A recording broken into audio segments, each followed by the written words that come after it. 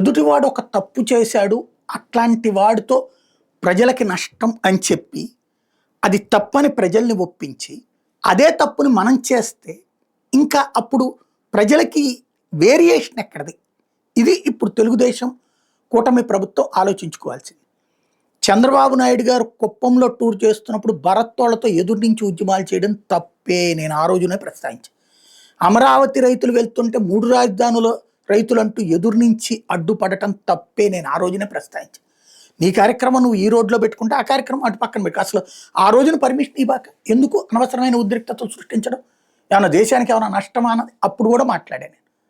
అందుకని నాకు ఆ హక్కు ఉంది ఇప్పుడు మాట్లాడటానికి. ఇప్పుడు జగన్ వెళ్ళినప్పుడు అమరావతి రైతులనేమో టీవీల్లో బ్రేకింగ్లు వేస్తారా? ఇక్కడేమో అదే ఈనాడులో లోపల తెలుగుదేశం కార్యకర్తలకు గాయాలైనాయి అని రాస్తారా?